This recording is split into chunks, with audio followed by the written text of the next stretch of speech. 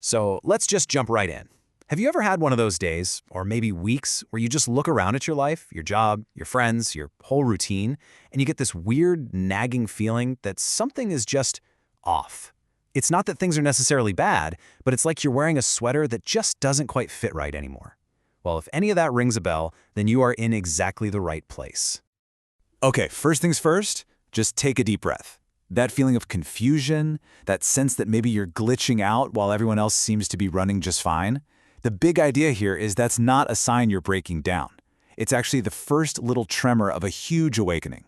You're not losing your mind. You're finally starting to find it. You know, this whole experience actually has a name. It's called the fracture. And it's that exact moment when the foundation of your reality gets this tiny little crack. All of a sudden, the things that used to light you up, your achievements, your hobbies, even some friendships, they just start to feel kind of hollow. It's this deep, really disorienting shift away from the life you were so sure you wanted.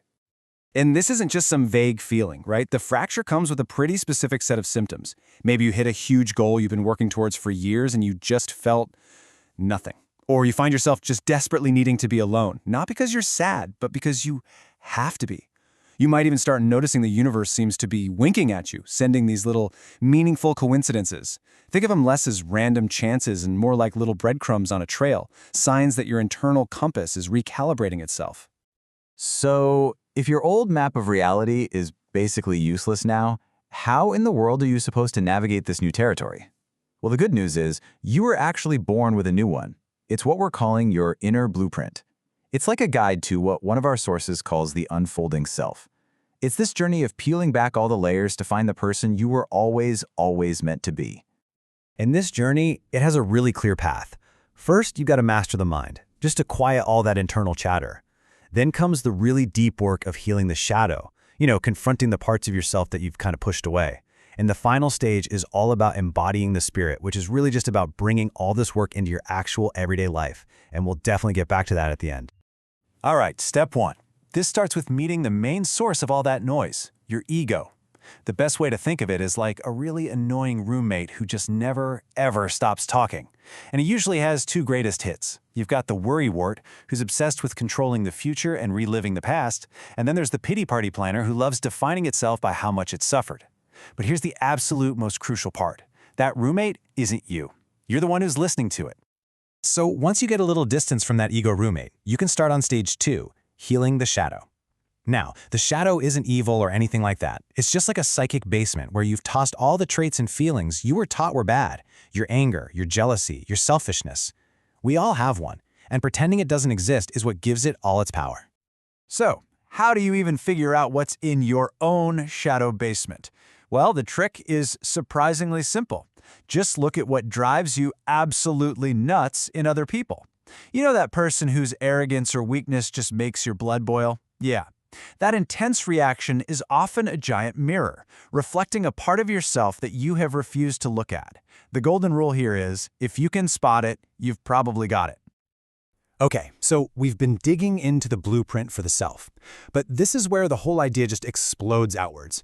What if that inner pattern of healing and becoming whole isn't just about us?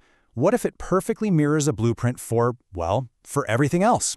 What if the same principles of structure and harmony that guide our inner world also guide the entire cosmos? This is the big question, isn't it? Is it possible that the patterns of our own unfolding are just a tiny reflection, a microcosm of a much, much larger universal design? According to a lot of ancient wisdom, the answer to that is a huge, resounding yes. And that universal design is expressed through something called sacred geometry.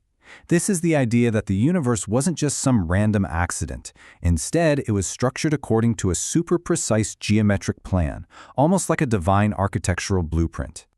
The main idea here is that this isn't just about math. It's a universal language. These patterns are seen as the foundational code of creation itself, and you can see them in everything, from the smallest atom to the biggest galaxy. They're like the visual representation of perfect harmony and how everything is connected. You know, the ancient Greeks, especially Plato, they believed these 5 perfect shapes, the Platonic solids, were the literal building blocks of reality. How cool is that? Each shape was linked to an element: fire, earth, air, water, and the dodecahedron represented the whole universe, or spirit. For them, the cosmos wasn't just made of random stuff, it was made of these perfect, beautiful, harmonious forms. And maybe the most famous pattern of all is the golden ratio. This single mathematical rule for perfect harmony shows up literally everywhere. It's in the beautiful spiral of a seashell, the way a tree branches out to find the sun, the massive swirl of a hurricane, the shape of entire galaxies, and, get this, it is even coded into the double helix structure of your very own DNA. So now we've got these two huge ideas on the table, an inner blueprint for healing ourselves and an outer blueprint for all of creation. The real question is, how do they connect? How do we actually live the pattern instead of just, looking at it? And this, right here, is where it all comes together.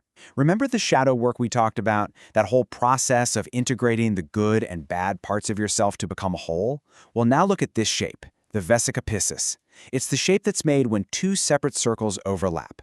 It is the perfect visual for integration, the union of opposites to create a brand new space. Your inner work is literally mirroring a fundamental pattern of creation. I mean, this shape is so incredibly powerful. It represents the space where spirit and matter meet, where two different things become one to create a third.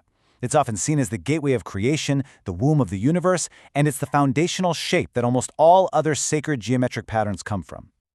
So how can you actually start applying this stuff? Here are 3 really simple practices. First, just find stillness. Use your breath as an anchor to quiet that annoying roommate, the ego. Second, observe the patterns all around you.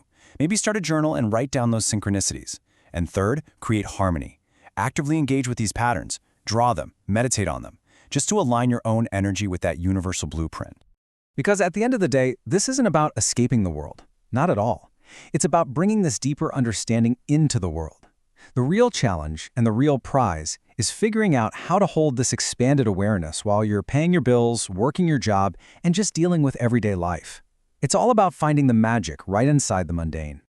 And that leaves us with one final thought to really chew on. If your inner state creates your outer reality, and if the universe is built on this foundation of harmonious patterns, then your life itself is a sacred geometric creation. So the only question left is, what beautiful pattern are you choosing to create today?